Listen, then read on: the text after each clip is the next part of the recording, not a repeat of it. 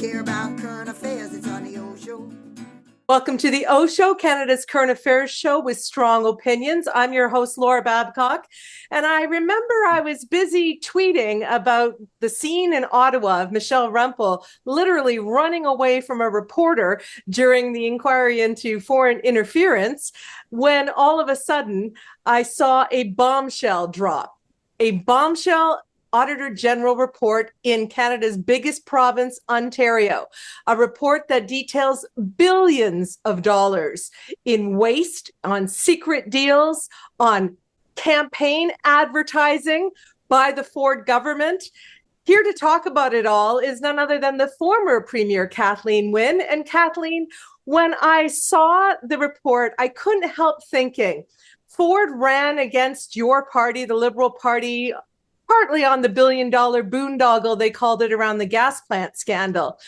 Watching this Ford government and their second majority, not only do they have their huge scandal with the Greenbelt, but I think they've got more than their fair share now of billion-dollar boondoggle scandals. So my first thought was, I wonder how Kathleen Wynne feels looking at this government, this AG report, after they literally ran against you. Ford ran against you, demanding transparency and no more waste in government. What were your thoughts when you saw it?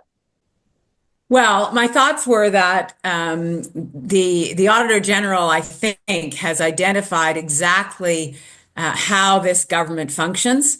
And Laura, we can talk about specifics, which I'm sure we will, but the overarching issue is that there is a lack of transparency on a whole number of files, whether it's land development, whether it's provision of healthcare in terms of treating the opioid crisis, whether it is Ontario Place, all of those files, there's a clear lack of transparency and a lack of rationale and evidence underlying decision making. So I think that's what we should be concerned about as the citizens of Ontario, because that's how billions of dollars get wasted, and that's how there is a lack of fairness in the process. And that's the kind of language that the Auditor General uses as well.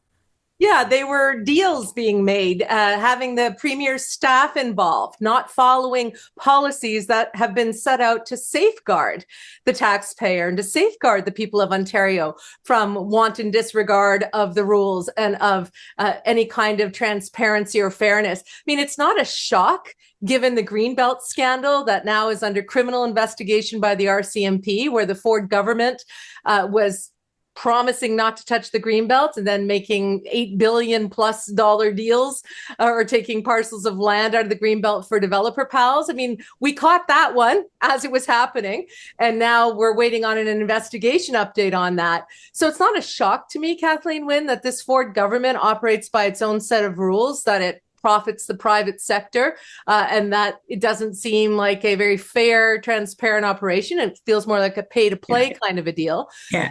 But what I was just shocked by was how badly these deals are going for Ontario. I mean, we have a premier, Doug Ford, who cannot do his housing targets. He can't get them made, can't even meet them. It's embarrassing and causing a huge crisis in homelessness in our province. It's exacerbating it for sure.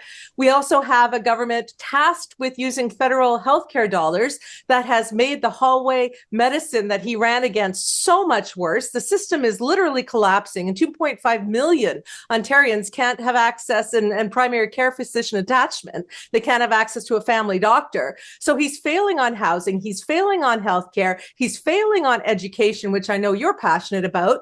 And in the midst of all that failure, he is spending our precious dollars on these deals that don't even make sense. He doesn't even know how to run these deals. Like the whole Ontario Place deal, now it's over $1 billion above the 1.2 billion that it was going to be for this secret 95-year lease with an Austrian spa. And then we've got the Science Center that they decided on a weekend needed to close and move. And now that's going to cost way more. I mean, he's not even good at what looks like corruption. Well, that's a lot, but it is a lot. There's a lot going on, and the Auditor General has kind of pulled back the curtain on some of it. But as you say, there's a lot of not just waste, but there's a lot of failure in the way this government is trying to govern the province. So, the look that the Auditor General did at the Toronto District School Board, for example, she was looking at safety in the schools and a bunch of other issues like capital investment and so on. And there are problems in the Toronto District School Board. But what was interesting to me was that when she put that in context in terms of the rest of the system, the Toronto District School Board on safety, for example, wasn't at the top of the heap in terms of the challenges that it faces. So what that says to me is that there should be a red flag for this government around what's going on in education. That we're in a post-COVID world. There were 522 positions that were mental health professionals at the board. The funding for that cohort of people was withdrawn. And we are still in a recovery period for students and teachers and staff in the schools because there was a huge disruption in education. So the point I'm making is that when the government doesn't pay attention to what's actually going on the ground and doesn't make it a priority to make sure the resources are there, when the government doesn't follow its own protocols. So, around Ontario Place, where there were clear rules about not meeting with staff and that the government staff would not be involved. And that once there's a request for proposals that goes out, or it was called something else, but were requests for proposals, government doesn't talk to the proponents after the process has ended. So they broke those rules. And so what happens is you have to say, well, what if there was a better offer? What if there was actually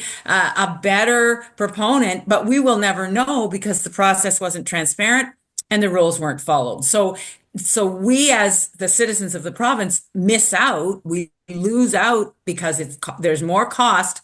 The work that needs to get done isn't getting done in the example of the school board. And there are businesses that don't have a fair shake. They don't have an open chance at making these contracts and these partnerships. So it's just not a good way to run government. Mistakes get made. But if we look at over the years why rules have been put in place, it's for exactly that reason, so that fewer mistakes are made, so that there are checks and balances. And you've talked a little bit about development because, of course, the Greenbelt is a huge issue. But, the ministerial zoning orders that are a way of expediting a process that was used very, very rarely, I think a couple of times in the time that Dalton McGuinty and I were the premier. 114 times this government has used ministerial zoning orders. And the Auditor General found that in every single case, there was no rationale. There was actually no explanation or reason for why the ministerial zoning order was used. So that raises all sorts of questions about, well, who was it helping? Who was the government trying to give an advantage to? So I just think it's a real weakness on the part of this government that they didn't learn from the Greenbelt. And I'll just end on that. I was surprised, Laura, that once we'd gone through the Greenbelt issue, that this government seems to have replicated some of those processes again, or lack of process again. And I would have thought that they would have been very, very careful not to do that. But apparently this is just who they are. Well, it's who they are, and they didn't really face many consequences other than the hue and cry and people swarming his Ford Fest, hot dog fest, and his limo spooked Ford and the cabinet, and they pulled back. But really, the RCMP investigation, Kathleen, it's been over a year. I mean, do you have any to where that's Well, we don't know. That's a pretty serious consequence if anything comes of that. But you're right. We don't know what is going to come of that. There hasn't been any report from the RCMP. But that's not an easy thing for a government to sustain, being investigated by the RCMP. So for that reason alone, I would have thought that the government would have said, okay, look, we've got to be careful that we dot our I's and cross our T's so that, we don't get into a situation like that again. But again, that's not who these people are. They decide that they want to do something and they just go ahead and do it. I mean, the safer injection sites, the safe supply issue, that has been put in place. Those centers were put in place to create a harm reduction process in the province. And this government has decided they just ideologically don't believe in these, even though the evidence shows that they actually do help. That yes, of course, treatment is necessary, and kudos to them for putting more money into treatment. But if people are dead, they can't take part in treatment. And the safe injection sites actually save people's lives. But without any kind of reference to that evidence, without any kind of investigation into what's actually going on, or if we're going to close the sites that are close to schools, let's put them somewhere else, but none of that was done. And all the advocates, all the professionals who are involved in the opioid crisis are saying people are going to die as a result of this. Well, surely that would be a deterrent for a government to change a policy and withdraw that kind of support, but apparently not. It would be if they cared, right? It would be if they cared about people who aren't wealthy enough to donate to their coffers. And I'm sorry, Kathleen, I know you're a former premier, and of course you're being very diplomatic, as I would expect nothing less here on the Oshow from you. But let's be real. You call it mistakes. How can they be mistakes when they're repeated processes? How can they be mistakes when you have an RCMP criminal investigation allegedly looking into the government and they continue with the same rule breaking, and they continue with the same what looks like pay to play, where they're having conversations where they are not just prioritizing what they want to do or governing by fiat, they're actually deciding who they want to do it with. It reminds me of in those old 80s shows where they try to have all the strings connecting all the people involved in what's going on. If you connect the strings between the guests at the wedding, at his daughter's wedding, and the names in the Greenbelt, and what we continue to see, this looks like a very small group of wealthy individuals who are benefiting at the detriment, at the suffering of the people of Ontario. I mean, we're not just talking about tens of thousands of Ontarians who are suffering and freezing and homelessness right now on our streets. We are talking about people who can't get access to healthcare. We're talking about doctors who are posting that they're running out of supplies in their hospitals. We're talking about ERs that are closing on certain hours in rural Ontario because they haven't been funded, while Ford instead is paying up to 3 times more for these private agency nurses and setting up this 2-tier healthcare system where the rich can jump to the front of the line. I mean, we're talking about a province where the basic needs, education, healthcare, even transportation, housing, are not being met by this government. They are failing to meet the needs of Ontarians. And at the same time, they are brazenly breaking the rules. Well, and I may have misspoken, but I wasn't saying that the breaking of the rules and the lack of due process was a mistake.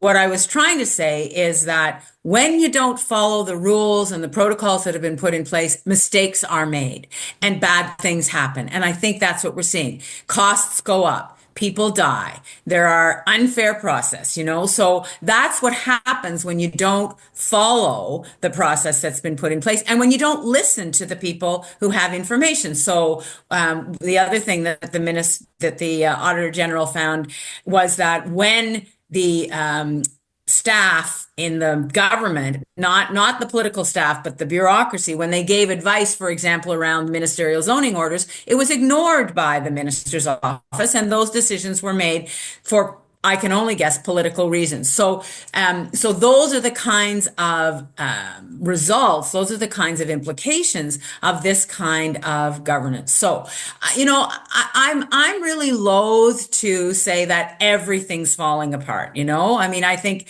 the way Pierre Poilievre's talking about the country, that everything's broken and it's all negative. I don't believe that, and I don't believe that in Ontario anyway.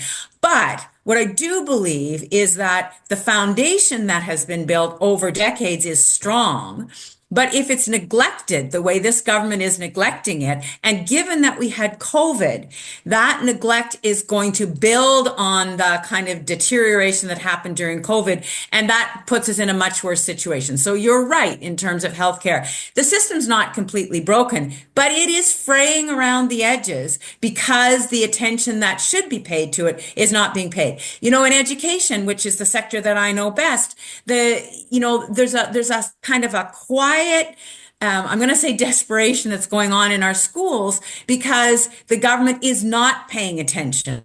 And they will tell you that they're putting in millions more dollars, but they are not addressing the needs that teachers and staff and students are feeling and families are feeling in the education system. And just because there hasn't been labor unrest doesn't mean that there's all good things happening in schools. So when a government doesn't pay attention and doesn't do the maintenance work to keep that foundation strong, which think is what's happening now, then you start to see a deterioration. You start to see people saying, well, wait a minute, this doesn't feel right. The schools are kind of falling apart. That was the other thing in the Auditor General's report. There's a huge backlog of capital investment that's needed in schools, not just to build new schools or renovate new schools, but to actually fix the windows, fix the boilers, make sure that work continues to be done. And it's not being done now. So I'm very worried actually about that slow deterioration that's happening because this government is not attending to the fundamentals, and they are reacting to bright, shiny objects like Ontario Place, like more booze in stores, that kind of stuff that actually does not deal with the fundamentals. Building a tunnel under the 401, which is never going to happen, it may be a nice thought experiment, but it doesn't help people actually have somewhere to live or make sure they have a family doctor. And perhaps each time I have you on this program, we run up against this same wall because what you ascribe to being a lack of maintenance, I see as a ideological determination to unfund and collapse the existing systems in the public sector so that they can be privatized for profit. I mean, that is what I see with this government. And I'm not just saying that because there's a conservative in the name. I'm saying it because that's what they're doing. It would be one thing if we were in a depression, Kathleen, and there were not the government coffers to spend on investing in schools and to spend on ameliorating our healthcare system and to spend on new housing builds. But that isn't the case. We are in an Ontario where this government spent almost $1 billion to unnecessarily break a beer contract early to give a bauble for the next election, where they have spent way more than even your government on advertising that has a partisan bent to it. In other words, we're Ontario, we're doing great, we're gaslighting you, and we're doing it with your money, right? Which is egregious. Yeah. So it's not, and this private 95-year spa with this Austrian company that has so this is not a government who simply has to decide between, do we put in the necessary maintenance or do we, try to scramble over here for something else? This is a government spending our money on these private sector and pet projects at the expense of the people. Well, and I don't disagree with you. But if you look at education, 95% of the kids in this province, Laura, go to publicly funded schools. So, I just don't believe that any government thinks that they can move the education system into a two-tiered system where you're going to have enough private schools for kids in every one of the 444 municipalities to have an option to go to private school. I don't think that's the case. I do think that this government wants to undermine education, certainly wants to undermine school boards, because I know, and this was true in the Harris years, they didn't have the gumption to do it, but I think there are probably people around Doug Ford who would like to get rid of school boards. And so if you talk down school boards, then you can make that decision.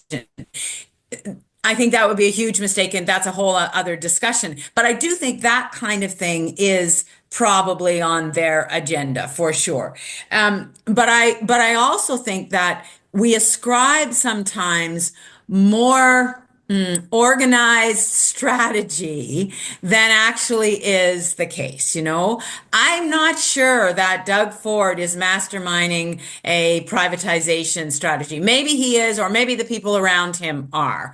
I think this is more about incompetence, lack of care, and a disregard for due process. I think it's more that. I'm not sure that Doug Ford himself really cares about the evidence that underlies decisions, or should underlie decisions. I haven't seen any evidence of that because I've never heard him talk about where policies come from. They kind of come out of the blue. I mean, ripping up bike lanes. I think that's because some constituents in Etobicoke told him they don't like the bike lanes, but he's not given one shred of traffic in evidence that actually would support ripping up bike lanes. So while I want to believe that there is a scheme, I'm not sure there is. And in some ways, Laura, that's more disturbing, because then it's completely unpredictable. What's going to come next, right? What's the next target? Is it the next person that talks to the premier is going to come up with some idea, and then the premier is going to decide on the back of a napkin that that's what he's going to do? It makes for a very shambolic sort of approach to governance. Well, shambolic and costly. I mean, you used the word shambolic on Yeah. a previous social conversation with me, but we can't afford this. We can't afford this. Right. I mean, I know that Ford is apparently still afraid of Bonnie Crombie and the Liberals because he keeps advertising about her, probably using, well, hopefully not our money. Hopefully that's actually coming from the PC coffers. But the reality is that he's too expensive for me. I'm a business owner. I pay taxes on levels. I live in a highly taxed city. I have children. Yeah. And I am sick and tired of watching this premier take my hard-earned money and waste it on his pet projects, or, somebody put forward, be good money in building a tunnel under the 401. Oops, here we have him going, you know what, folks, we're going to build a tunnel under the 401. Who cares if it's necessary? Who cares? Do we need the 403 when we have the 407? No. Evidence says that we don't. But you know what? Money can be made along that route, along those lands. Along the 413. Yeah. The 413, yeah. Money can be made digging out a tunnel. Wasn't it a construction company that suggested this to the Ford government? So we have a premier who is extremely good at doing the populist shtick of saying, you know what, you're angry about bike lanes, I'll rip them up because, war on the cars got to stop. And you're sick and tired of having to wait for your booze. Well, I'll put it in corner stores no matter what the cost, because you'll be happy at the next election that I did that. He is extremely good at populism. And I get frustrated because I see people like yourselves who have an ethical framework and believe in all of this due process stuff, looking at it and going, well, this isn't entirely likely, and there's mistakes over here, and and I'm looking at it going, no, this actually looks like a populist who has said he loves Donald Trump, all on board with Trump. He loves this idea of taking these issues, these culture wars, wasting our money on them, coming up with things like the Ontario Place Super Spa, which we all believe is just the casino they've always wanted. And it feels as though he's fooling the population. Until I remember, he only won with 18%. That his last majority is not a plurality of the people in this province. It's because a lot of people didn't get out there and vote. So I'd love your thoughts on that. But then I also want to ask you, on behalf of one of our viewers who is relentless about this, and I think she's got a great point, what is the solution to this, Kathleen? Whether it's, as they say, don't ascribe menace or whatever to ignorance. Maybe it's just they're just bumping around into walls and wasting our money. It's falling out of their pockets as they go to their fat cat lunches. I don't know. Or maybe it's some big, huge plan to privatize the province. But whatever one it is, what is it that the people of Ontario can do? Because we're running headlong into an early election. We're seeing him spend money on these vote buying schemes. What's your advice, having the perspective that you uniquely have?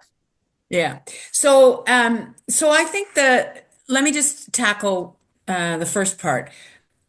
I think that the grand scheme is less about privatization. I mean, as I said, there are ideologues in his office, I'm sure. There are ideologues who would like to see everything privatized. Fair enough. I'm not sure that's him. I think his scheme is to stay in power. I think Doug Ford counts the seats all the time. He figures, he looks at the polls, and his objective is to continue to be the premier of Ontario. He's going to give you $200. He's going to put beer in stores. He's going to do all these things that, as you say, the populist baubles. He's going to put those in place in order to get reelected. Not only has he spent more money on government advertising than we did, he spent more than any government has. That's what the Auditor General found, more than any government had. And 90% of what the advertising they put in place had to be reviewed by the Auditor General because it was deemed to be verging on too political. So there's absolutely no doubt that there's a huge amount of waste that this government is using in order to stay in office. That's what it is about. So my prescription for that, for people who are worried about that, is that if we do have an early election, people really need to pay attention to what the parties are saying, and to vote.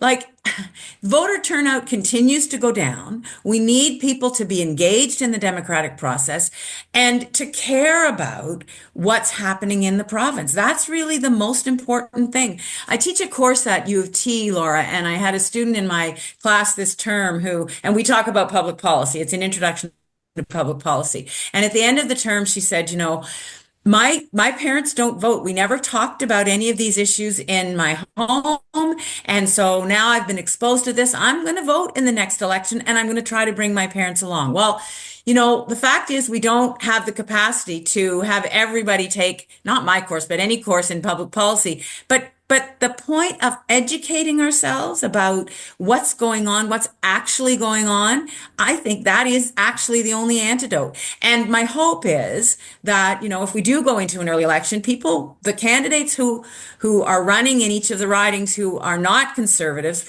particularly, will remember that knocking on people's doors and having those conversations about the issues that they care about is the most important thing that they can do. Yes, there'll be an air war. There'll be ads run by all the parties, but those exchanges between human beings are really critical in terms of getting the outcome that we need. So that's what I think needs to happen. So I'm going to push back on that because I know we're a little bit behind the US, but we are seeing the same actors online that worked in the US election recently, working in Canadian politics. We are seeing the interference of foreign actors. We are seeing the fire hose of garbage that is populating our social media. And we saw Kamala Harris have 3 times the amount of door knockers in swing state Pennsylvania. But it was an ad that ran during the football games around transgendered rights and her comments previously that moved the needle. So while I appreciate the door knocking and the engagement at the grassroots level, I mean, one of the frustrations I have, Kathleen, is that Bonnie Crombie has yet to do this podcast. We're not the biggest podcast in Ontario, but we get tens of thousands, hundreds of thousands. You've got 300,000 plus views on a clip you and I did previously. I mean, you have to find the voter where they are. And sometimes they're online as much as they are at home. And I'm concerned that every time I listen to a podcast, I hear a Doug Ford ad. And every time that I go to get my nails done, I hear a Doug Ford ad. And I can't get away from his advertising. And I can't seem to find Merritt and Bonnie and Mike. They're trying, but they're certainly not, I think, learning the lessons that Kamala Harris. She should have done Joe Rogan's podcast, even if you don't like the podcast. Well, yeah, I don't disagree. I was one of those door knockers. I went down to Philadelphia. My son and I and my sister came over from Boston. We knocked on doors. So I agree with you. You got to do all of it, but I'm not sure those 9 million voters who didn't come out because of whether the ads or whatever. I think there was misogyny. There were a whole lot of things going on in that election. I'm not a pundit on the American scene. I can't speak to that, but I don't disagree with you. There's going to have to be all of it. They're going to have to be ads. There's going to have to be engagement. I don't know if I can convince Bonnie to come on your podcast, but I'll try. It's a good conversation. You know But- what? I mean, but- but Mike and Merritt do, right? And so is it a panacea? No. But it is an absolutely growing play card in the game of politics in Sure. 2024. I'm saying this as a communications expert. Sure. It's where conversations in politics are happening, whether by foreign interference, whether by paid trolls, whether by all kinds of disinformation campaigns. I'm not saying that it's wonderful where we are. It's actually a scourge on democracy what's going on. Mhm. However, Mhm. if you're not in the conversation, you have no chance at fighting back against misinformation. I can't speak to positions if Bonnie won't speak to them herself, right? Well, no, and I mean, I know that, Laura, from personal experience. The online nonsense that was going on when we ran in 2018. I mean, it's not what it is today, but it was certainly very damaging to us. And no amount of door knocking was going to keep us from being defeated after 15 years in government. I know that. But I think what I'm saying is that those conversations with opinion leaders in communities, whether it's at people's doors or at events, those are important. And yes, they have to be in conjunction with this kind of conversation, with ads that are run. And the fact is, the Tories have a lot of money. They have a lot of money. Now, I was at a fundraiser for Bonnie last night. There was over $1.6 million raised. That's a really good thing. But that's only a start. That's just part of the solution. So yes, all of it has to happen, but it is, to your point, it is about communication. It is about people knowing the candidates. It's about people knowing the leader and really understanding where he or she is coming from. Ford is coming at this with a juggernaut of a brand and a giant war chest and an RCMP investigation that we can't see anything about, and I'm deeply concerned that it will have any imprint on him whatsoever. Mm-hmm. So it has to be about getting more people out to vote and more aware. And that is a very, very difficult thing to do. And so, again, I'll extend the invitation to Bonnie and her team. Come on and let's have a talk. My viewers and listeners may or may not like her, but it sure is better than not knowing her and knowing what the options are. And that's what I'm concerned about, is that trying to run a campaign, even like 2018 in 2024 or in 2020, is different. It's going to be different. Yeah, for sure. Traveling. If you look at the graph, it's like a hockey stick, right? Yeah. We need to see candidates from all parties engaging more with where the people are at in the way that they consume information.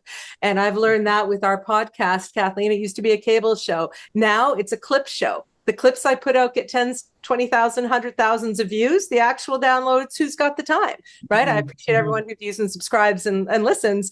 And there are people who want to listen to the full conversation, but we are living in a culture of micro information. And so I'm just hoping that people are informed enough or have direct experience of this Ford government and the way that they are prioritizing healthcare and education and homes in Ontario, and say, is my life better than it was before? And I think a lot of Ontarians would be hard pressed to say that, things have gotten better for me.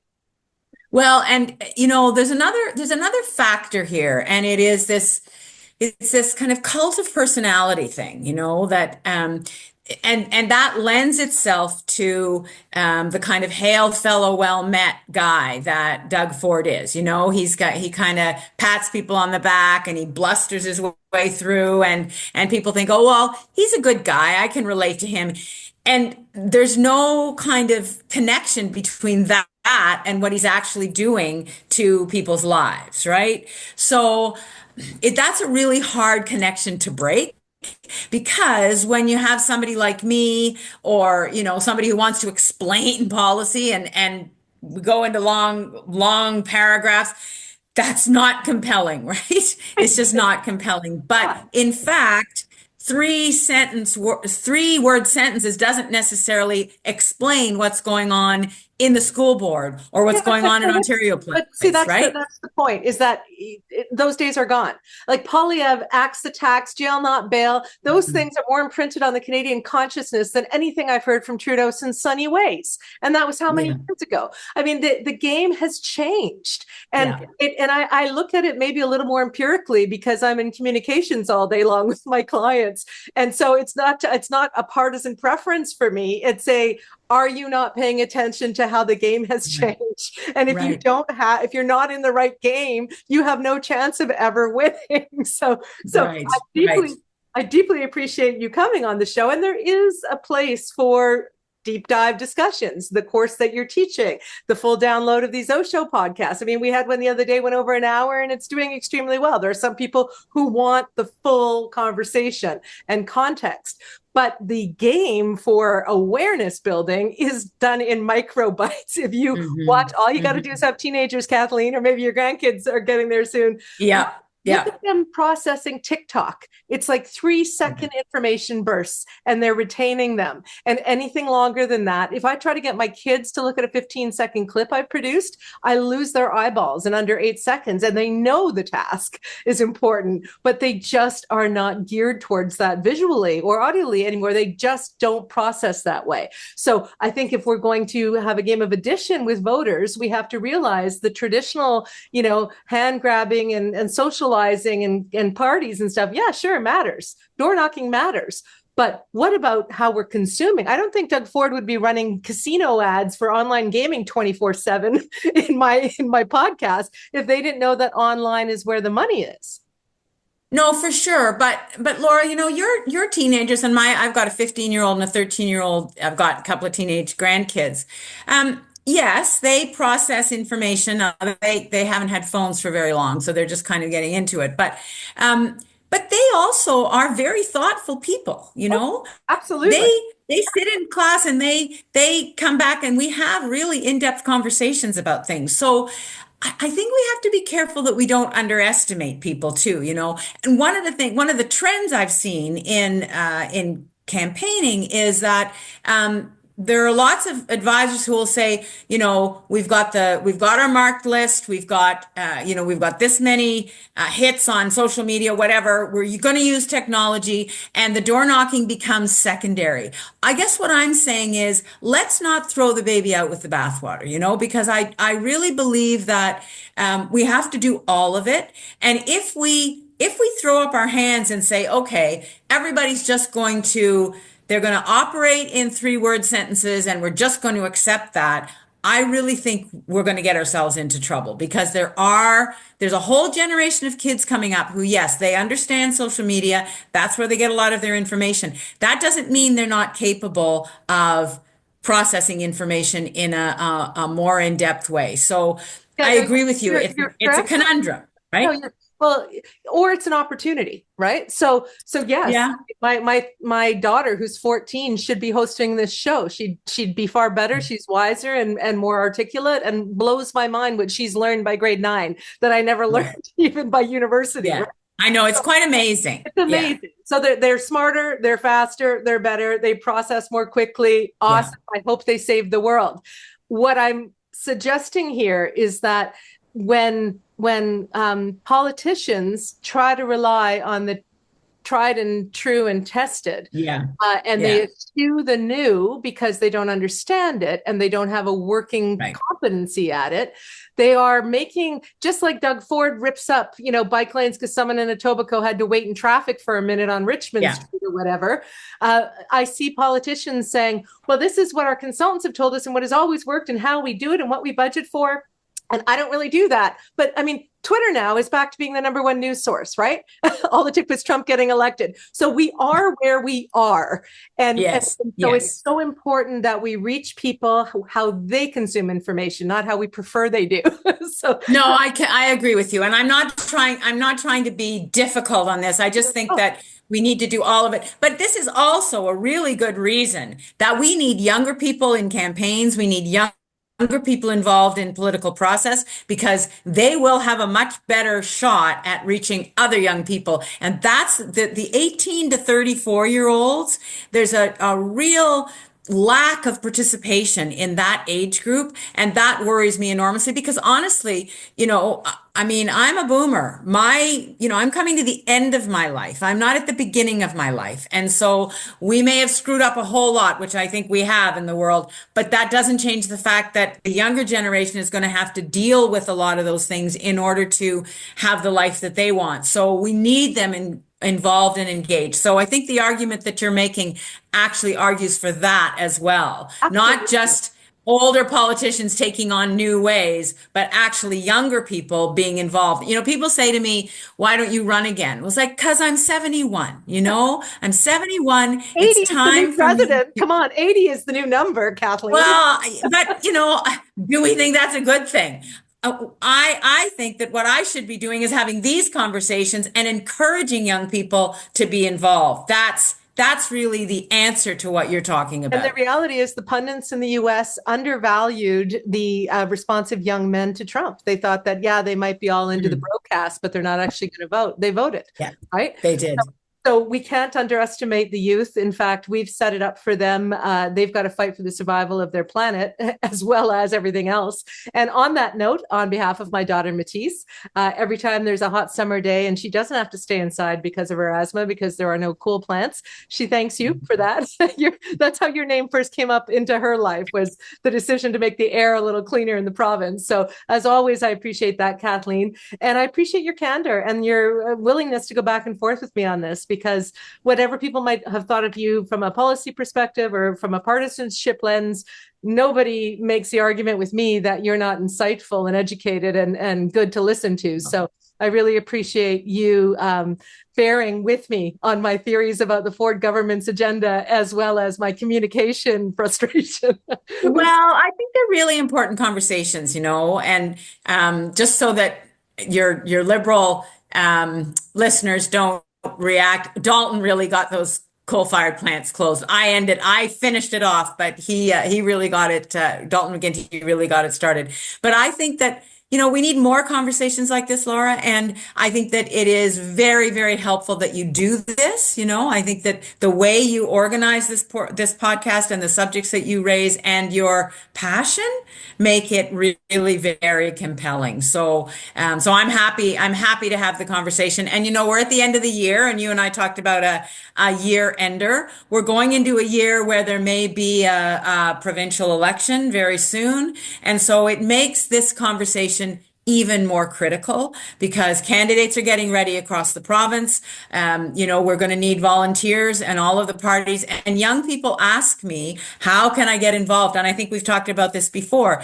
Every single candidate in every single party needs people to be involved. So I just say to people, if you're at all interested, do not be afraid to contact a candidate or someone who is thinking about being a candidate and just saying, I'd like to help. How can I help? Because there are always ways to help. And if somebody who's thinking about being a candidate says, oh, well, I don't have room for you, then find somebody else, because that person's not probably going to win.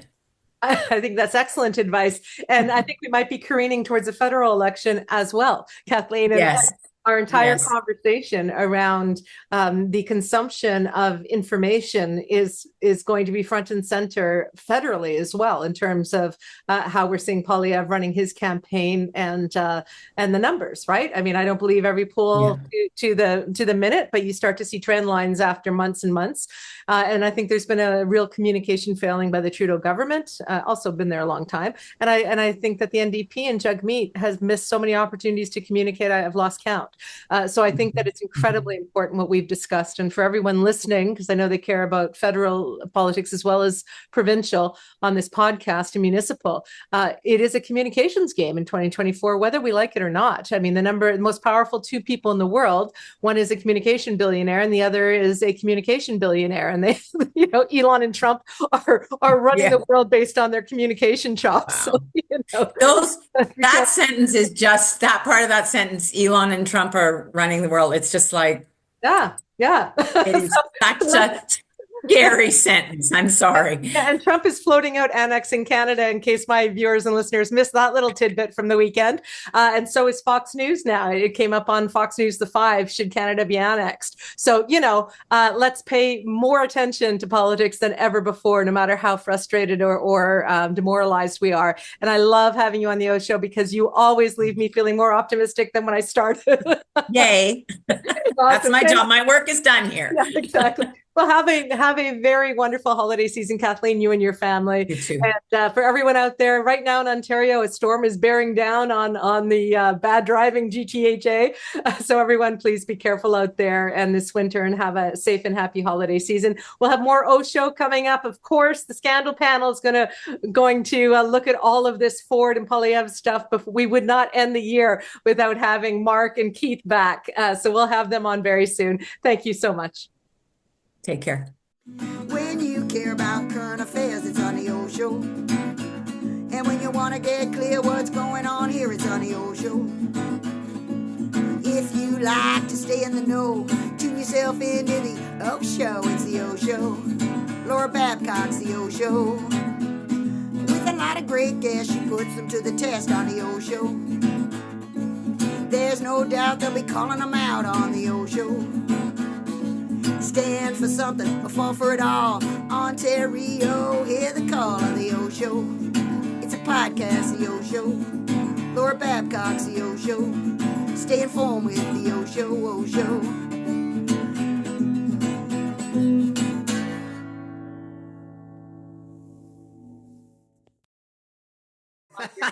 Your merch bid.